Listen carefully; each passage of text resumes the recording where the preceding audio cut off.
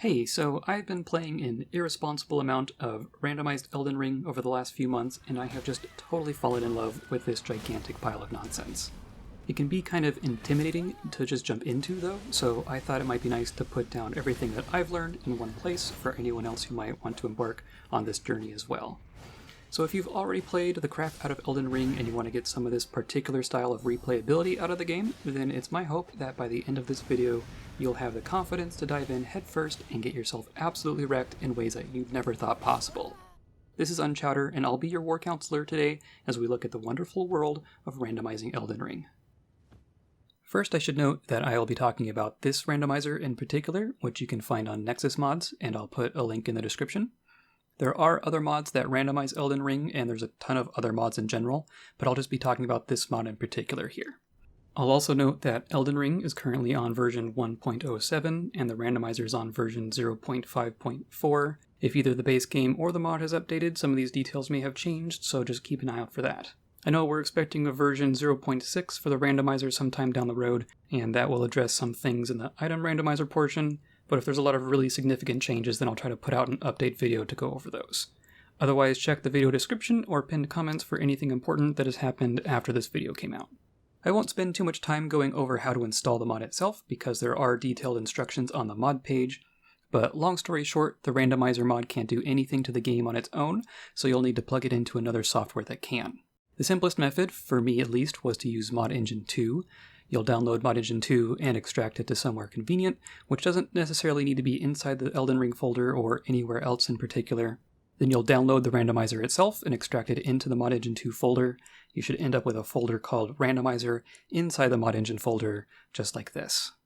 Now you need to open up the eldenring.config.toml file with Notepad and find the mods line and edit this line to say path equals randomizer so that it looks like this. You'll also want to open the randomizer itself and check that it has the correct file path set for your Elden Ring executable.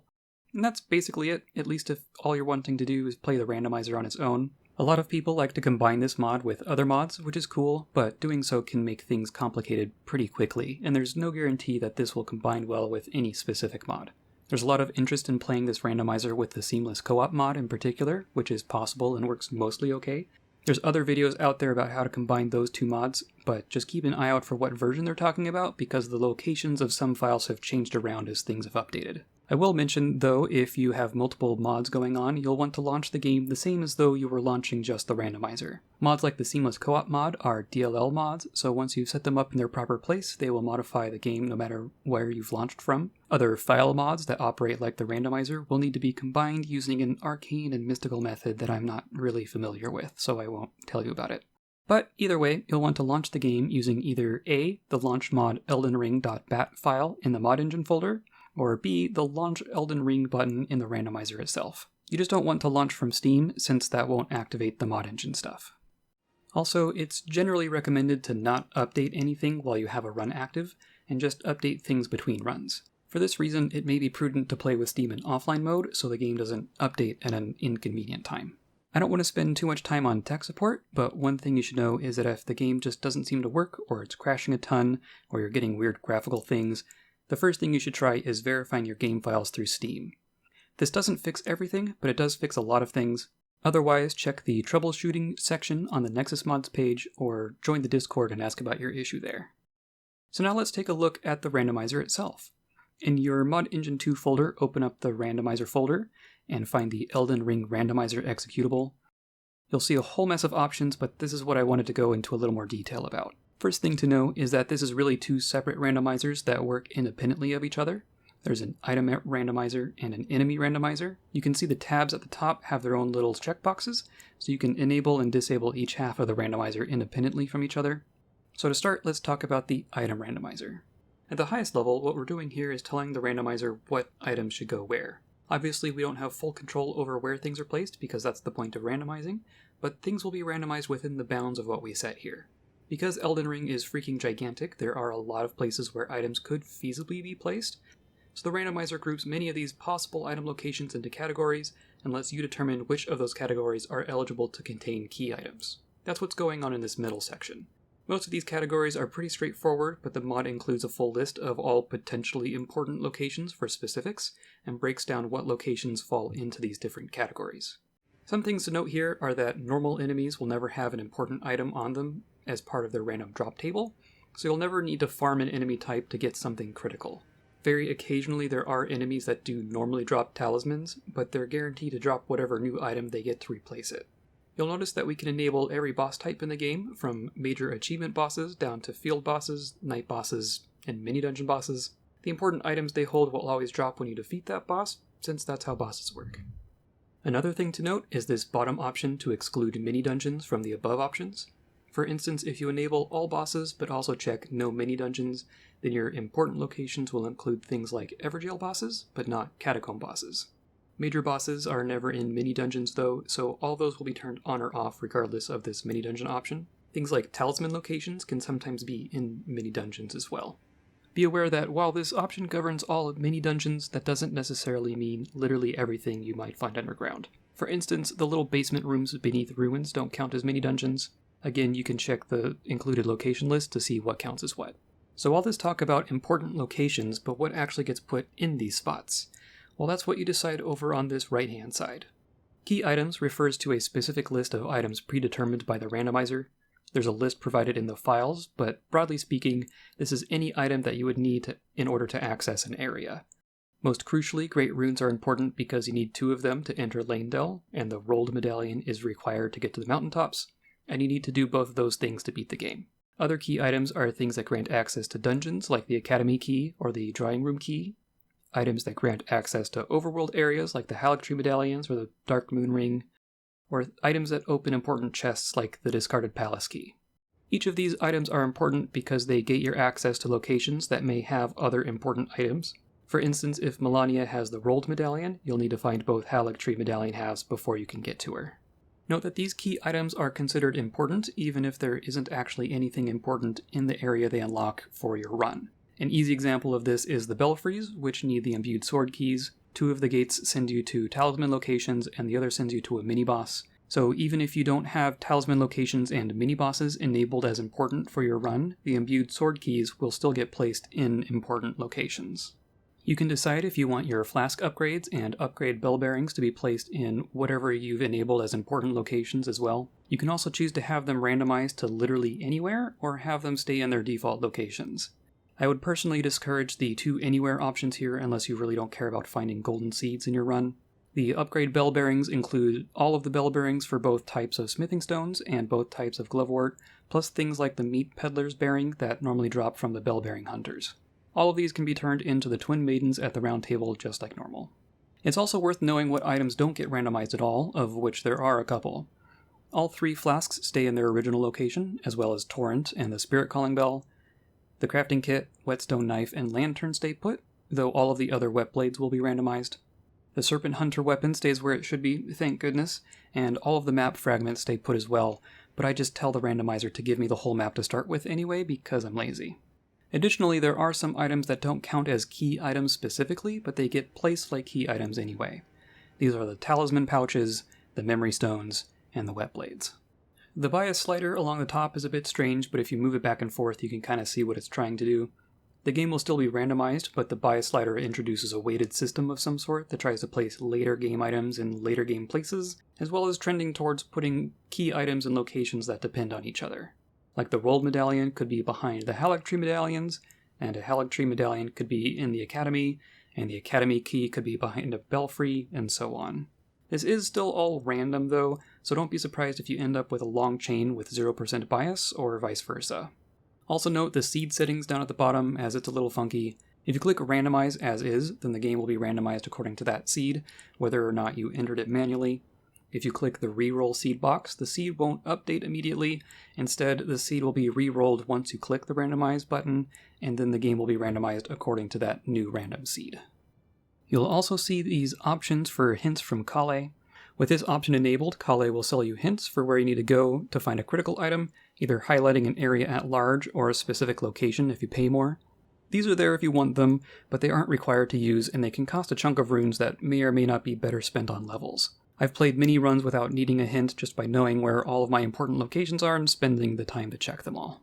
The hints themselves should point you to an item that you currently need in your run, either to a critical item itself, or towards an item that will grant you access to a critical item. However, there are some edge cases where the hint system doesn't quite know what to recommend, specifically when things chain together. The hint will always point to a key item, but it may point to a key item that you don't actually need in practice, so buyer beware, I guess. Similarly, when you randomize the game, the randomizer will generate a spoiler log, which will give you similar hints and also explicitly tell you where everything is. There's a section at the top of the file with hints like this, but you can also just Control F the item that you're looking for, and it will take you to that entry. Heavy use of the spoiler log kind of goes against the spirit of a randomizer, but I won't tell anyone. It's useful if you feel like you're seriously stuck, or if you feel like the hints are leading you on a wild goose chase. There's also this third tab with some item adjacent settings, in particular how the gear for the starting classes is randomized. With a third option, the starting classes will have completely random weapons, and you may not be able to properly wield them right out of the gate. You can do this if you want to try to get a nice mid or late game weapon to build towards, but the downside is that you'll need to find something else to use in the meantime. Conversely, the other two options will guarantee that you can at least use your starting weapons, whether or not you need to two-hand them. These weapons are generally less powerful because they have lower stat requirements, but you can still get some very nice starting loadouts. So with all that being said, let's take a look at this enemy randomizer tab. The main thing going on here is that all creature types are broken down into a handful of categories. Bosses in particular have all these different groupings, which should be pretty straightforward. Major bosses are those that have achievements. Minor bosses are basically all non-major bosses with fog doors. World bosses are the ones you see roaming around the open world, except for night bosses and dragons because they have their own categories. And then Everjail bosses are the ones in Everjails. Most non-boss enemies are in this regular enemies category, with the exception of hostile humans, which is for invaders and hostile NPCs. There's also a grouping for all of the passive wildlife in the game, and one for all of the scarab beetles. By default, each of these categories are treated as distinct, and they're randomized within those categories. The major boss locations will only have major bosses, the night boss spawns will only have night bosses, dragons will only be dragons, etc. Note that some of these categories aren't too big, so don't be surprised if something ends up in its default location just by chance. These default settings work just fine on their own, but you can also go into Edit Custom Enemy Placement and play around with these categories in a lot of different neat ways. For instance, you can merge one category with another to make a bigger category. If you click on Minor Bosses, you can see an option for Merge with Major Bosses. This means all of the spawn locations for major and minor bosses can now contain any major or minor boss. You can merge to your heart's content and even combine every type together and just randomize indiscriminately, which is great fun because lots of bosses turn into spring hares just by the sheer numbers of passive wildlife in the game.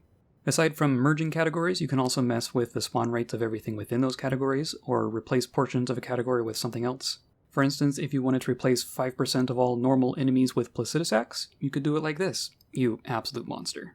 You'll also see some other settings on this customization dialog. This not randomized drop-down lets you pick either specific enemies or entire categories that stick to their default locations, while the excluded everywhere drop-down forbids those enemies from spawning at all. For both of these, you can click on an option and then it appears to the side, and then you can just keep selecting more. I also like this Oops All drop-down, which predictably replaces everything with the one thing that you choose, either a category or a specific enemy. There's also the Enemy Onslaught option here, which just straight up duplicates everything by the multiplier you select. This will duplicate all enemies and bosses, so do so at your own risk. These options would pair well with a co-op buddy or two, but just be aware that you thinking about it is making your computer's butthole pucker already. I'd say the enemy randomizer is the less stable half of the randomizer to start with, and Onslaught is one of the more troublesome features here. Combine that with the co-op mod and you've got a recipe for a lot of crashes, though this does improve with every patch. Do it if you want, it's legitimately an amazing way to play, just don't be surprised when you have to relaunch the game every so often. Finally, down at the bottom here, there's some handy shortcuts for edits that you may be interested in, like merging all bosses. You can also save your custom settings for reuse later, and reset them to the defaults. Returning to the main enemy randomizer screen, most of these other options should make sense. Scaling the enemies is recommended so you don't get destroyed by a full-strength Moog before you left Limgrave, or end up with a pitifully weak end boss. I'd also recommend using the multi-phase boss scaling just to try to normalize what you get in those encounters. For instance, Fire Giant turns into 2 full one-phase bosses instead of 2 half phases or something, so you can end up with a lot more boss health bar to deal with than the default fight. There's some other options here for the names of bosses and some options specific to Onslaught, and then there's this Impolite Enemies checkbox, which warrants a quick explanation. Basically, in vanilla Elden Ring, if you're fighting more than one enemy, you'll sometimes see one or more enemy hanging out in the back, watching as you fight their friends, and they'll kind of take turns fighting you. They're not cowards, they're being polite. Well, with this option, you can disable that mechanic, and everything just goes hog wild. And if you're thinking to yourself that you don't ever remember seeing enemies hanging back and waiting to engage, just go ahead and tick that box and make them impolite. What's the worst that can happen? That's pretty much it for the settings here. It's worth reiterating that the enemy randomizer seems less stable than the item randomizer on its own, but you have some control over that with your settings. I encourage you to experiment and get creative, but also be careful not to melt your graphics card.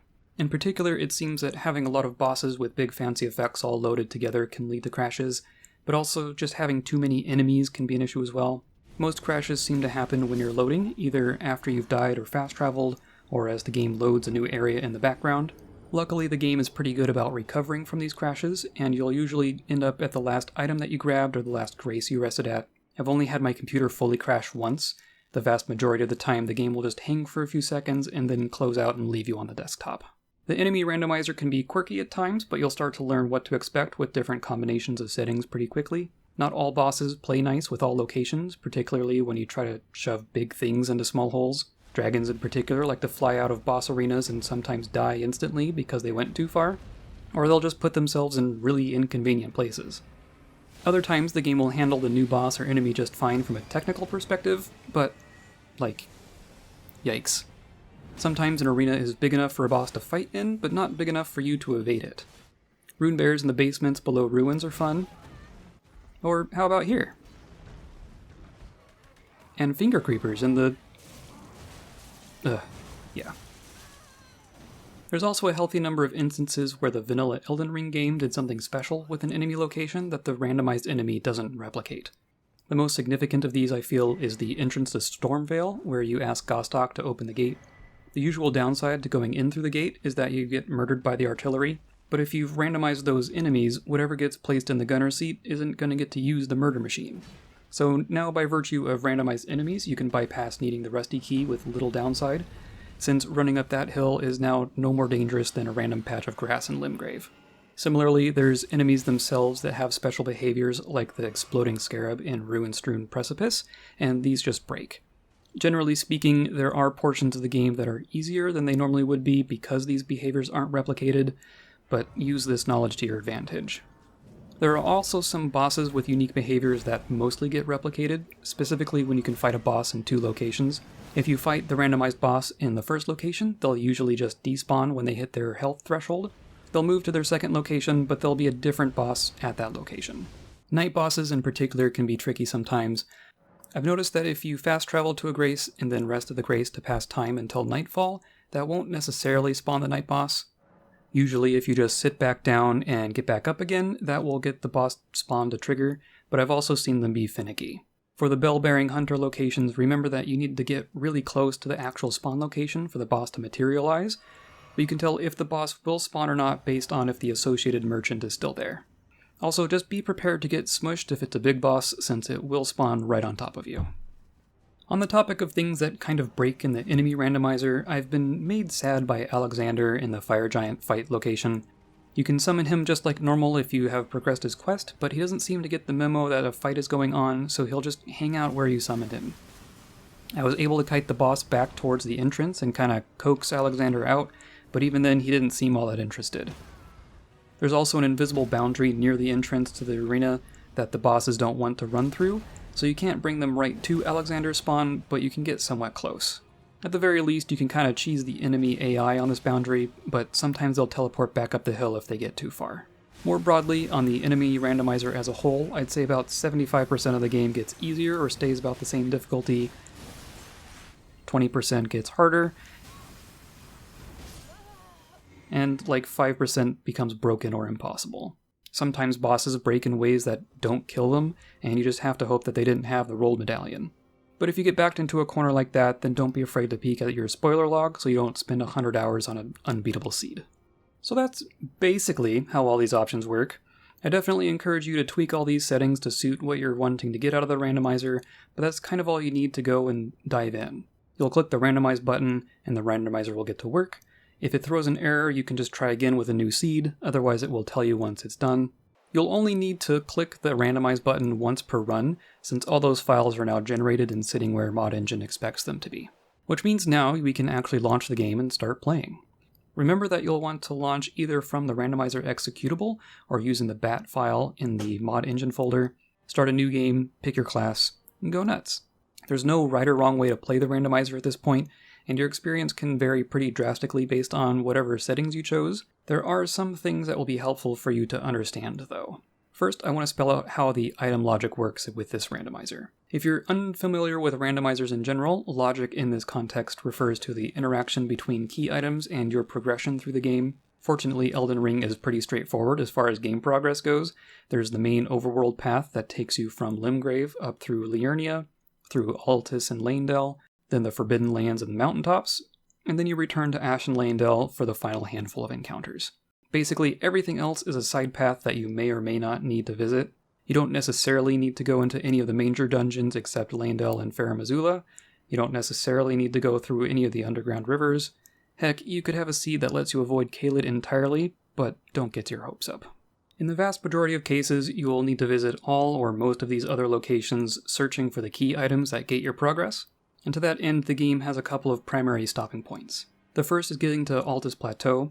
You probably knew this already, but there are 3 ways to get to Altus. First, you can get the Dectus medallions and take the lift. Second, you can go through Ruin-strewn Precipice, but you'll need to beat Makar, or whatever he gets replaced with.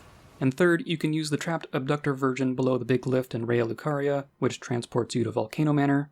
Once you've beat the twin Abductor Virgins, you can exit the tunnel and you'll be just west of Wyndham Ruins. After you've reached Altus, you'll need at least 2 Great Runes to enter Leyndell itself, and you just need the runes themselves, you don't need to activate them or anything. Also, if you've enabled the option that requires you to get all 7 runes, know that you only still need the 2 to get into Leyndell, and then you'll need all 7 to access the final boss later. From Leyndell, you can get all the way out to the Lift of Rold, which requires the Rold Medallion, and there's no other options here. You just gotta get the Rold Medallion in every run. No Rold means no mountaintops means no Farum Azula, which means no Ashen Leyndell, which means no final boss. But that also means that once you have 2 runes and the Rold Medallion, you are in go mode, and no key item drops stand between you and ultimate victory, just a lot of bosses. You should also understand how the rest of the world connects together, generally speaking. You may not need to visit all of these locations in every run, but you should know how to get there for those times when you do need to. Remember that the Dragon Barrow portion of Caelid is kind of closed off from the rest, but you can get up there through the Sending Gate that sends you to Garink, or through Celia and up the Spirit Spring by Greyol.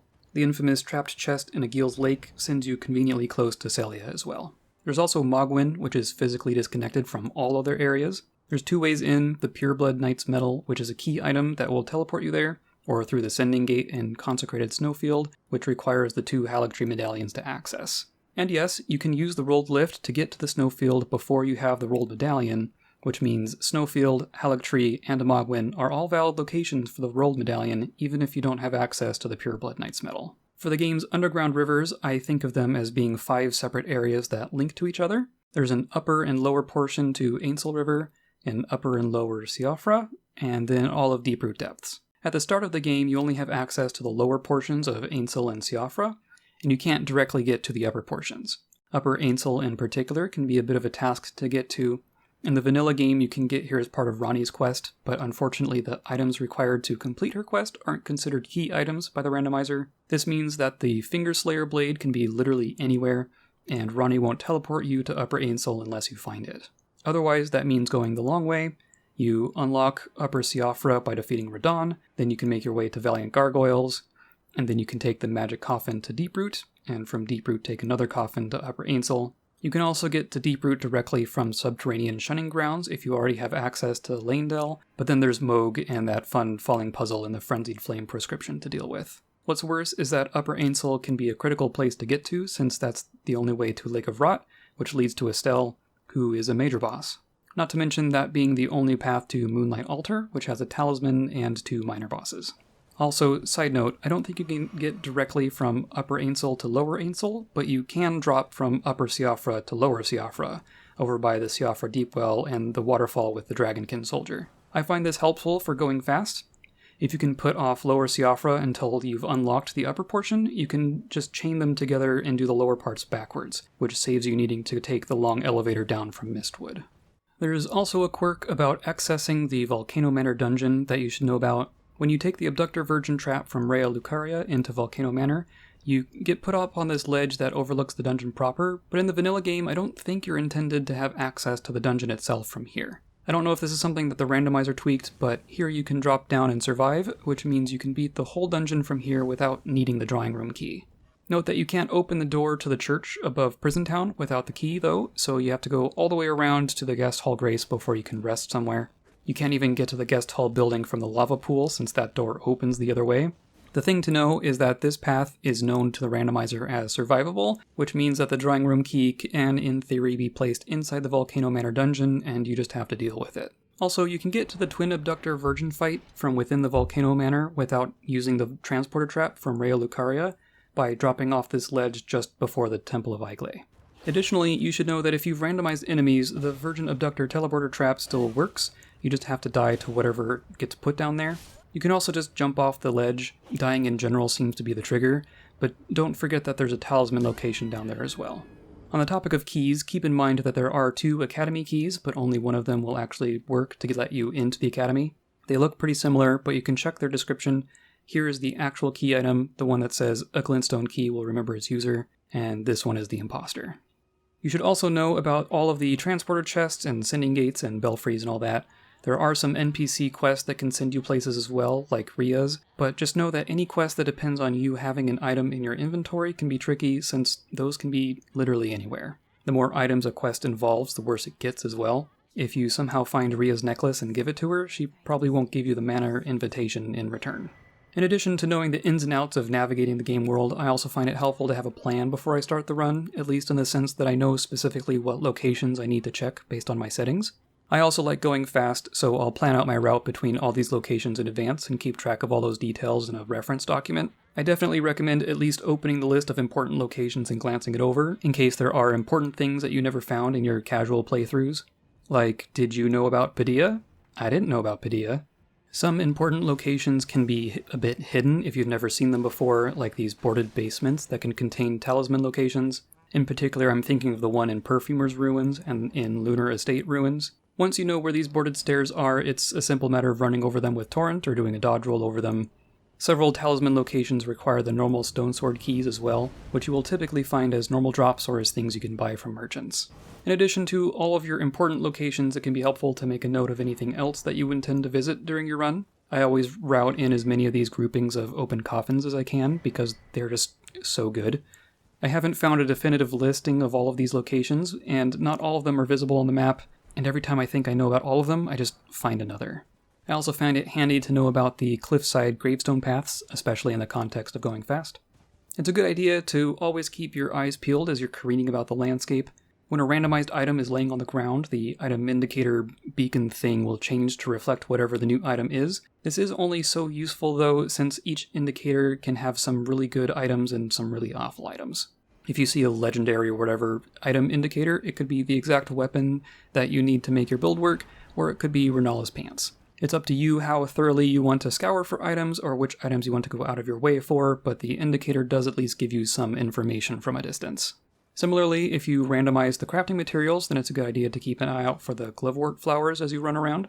They can be tricky to spot, and may or may not be the thing that saves your butt in a boss fight. You'll see the gloveworts drop from enemies and be placed in the other item locations as well, but this is a randomizer, so you could go the whole game without seeing Ghost Glovewort number 2, and you'll be left wondering how many you ran by in Limgrave as you watch your summon get annihilated.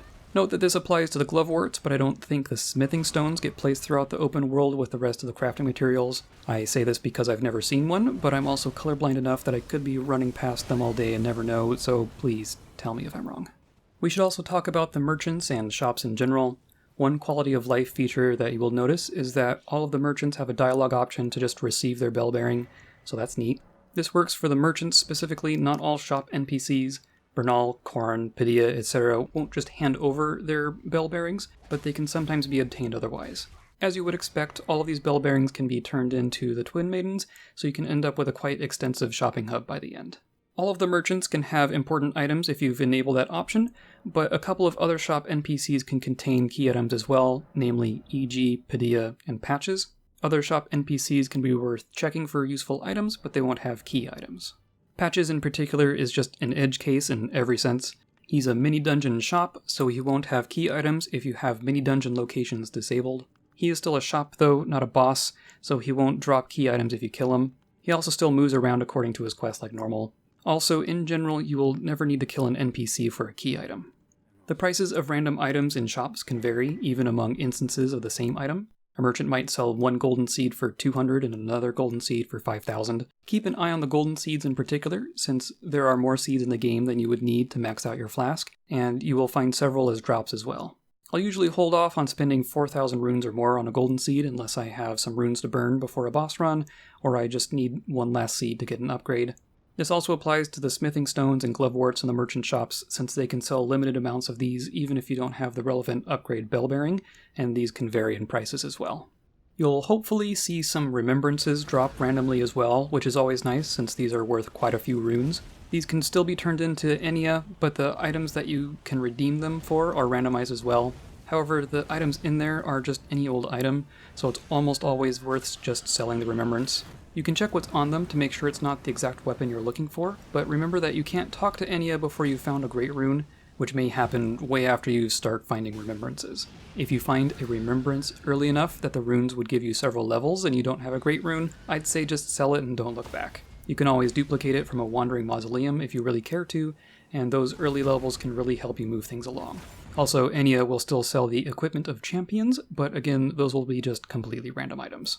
So that's kind of it for things that I think you should be aware of, but I'm going full windbag mode with this video, so I have some other thoughts that you might consider theory crafting or just general tips that I've picked up. Something that I find interesting with the item randomization is the paradoxical nature of how long a run takes. Personally, I have been speedrunning this randomizer because I want to, and my first instinct was that if you enable more important item locations, then the run will take longer because you have to check more locations. But after completing several runs, I'm not sure it actually works that way. Part of this is because as you add more locations, you spend more time finding more items or fighting more things, which ends up making you more powerful, which makes the game faster. If you hit a wall mid-game and can't progress past a difficult boss, your best option is to circle back and start checking any important locations you may have passed by. But if you've already checked everything and the boss is still kicking your butt, then your only options are to try to get more powerful, which means spending time doing things that don't progress the randomizer, or just getting your ass kicked, and both those things are a time loss. There's also the fact that doubling the number of important locations in a run won't double the number of places that you actually need to go to. This is because a lot of things are grouped close together, and any route that hits everything from one category will take you pretty close to things in other categories. Consider the Draconic Tree Sentinel just before entering Lanedale. He's a minor boss, so he won't be an important location unless you have minor bosses enabled, but you're going to fight him anyway. Minor bosses and talisman locations get paired together sometimes too, like in Summonwater Village or Wyndham Ruins. So basically, having more locations doesn't add as much time to your run as you might think, but it does give you more options for gaining strength, which is a significant factor in your speed. Now, I say all of this as someone who enjoys Elden Ring but is not the best player in the world. I am not beating every boss on my first try, and my loadout plays a huge factor in whether or not I will be successful in any given encounter. I'm sure there's people out there who can beat any boss with any weapon at any level, but I'm not one of them, and I'm willing to bet most of you aren't either. But if you just sat here and listened to me go on about how to make a game like Elden Ring harder, something tells me you're not afraid of a challenge. To that end, here's some advice I have to help you along. In general, the more you know about the base game, the better. It behooves you to understand the weapon types and their playstyles and to know which playstyles you jive with, so that you can remain flexible and responsive to what the seed gives you.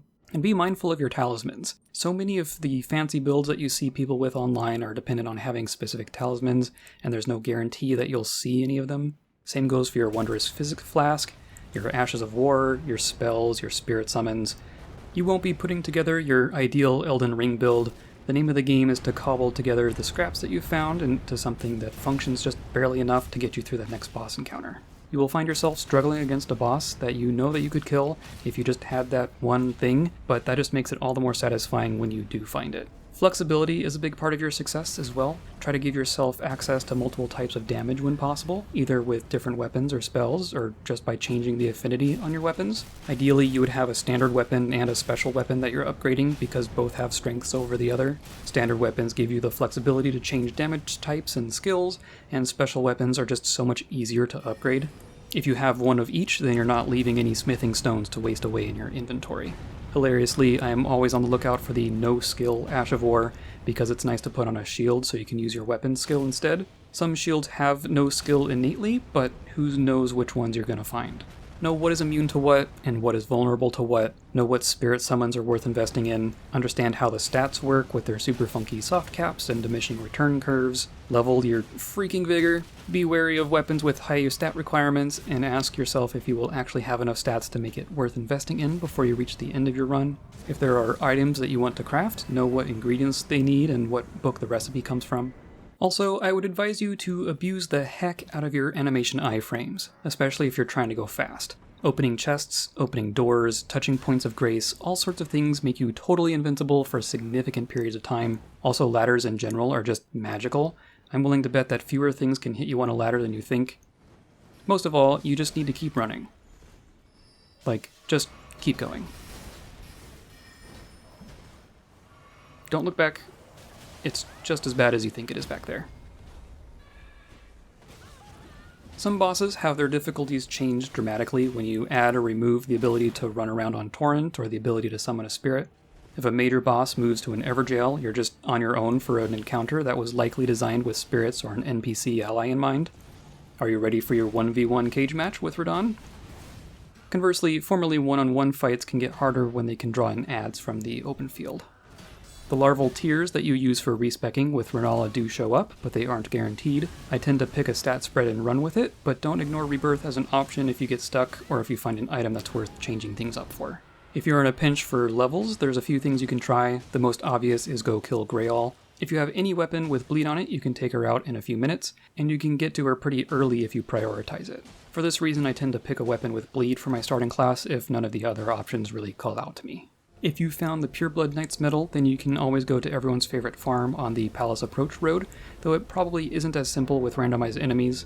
Otherwise, you can take down some wandering mausoleums if you found a remembrance. This takes a bit more time, but those runes can really help in the early game.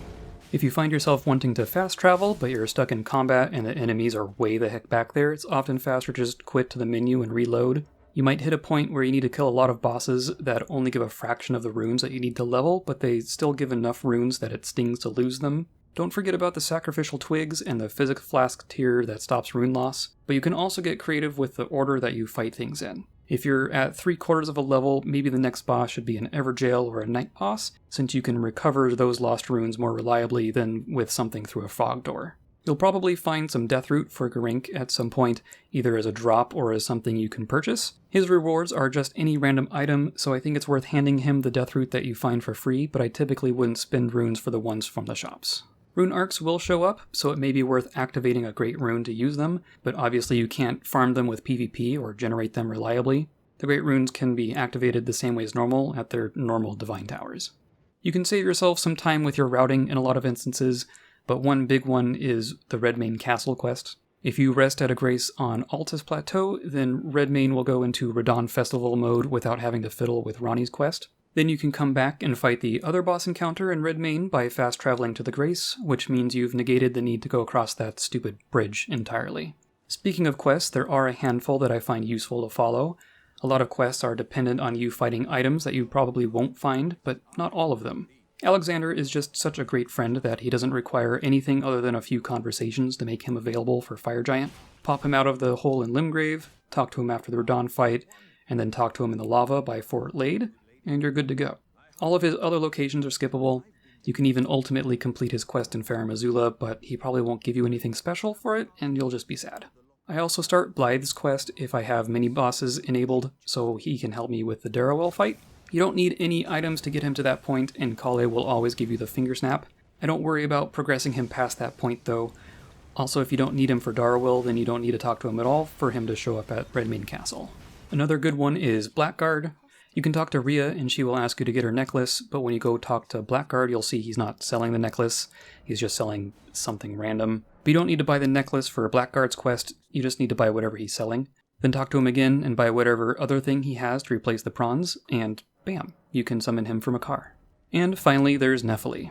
Now, Nephili's quest does require one specific item, namely the Stormhawk King, so there's no guarantee you'll be able to complete it, but I tend to follow her quest through a run just in case I find it. It's a bit more involved, but most of the steps on her quest happen in places that you'll need to go to anyway, depending on your important locations.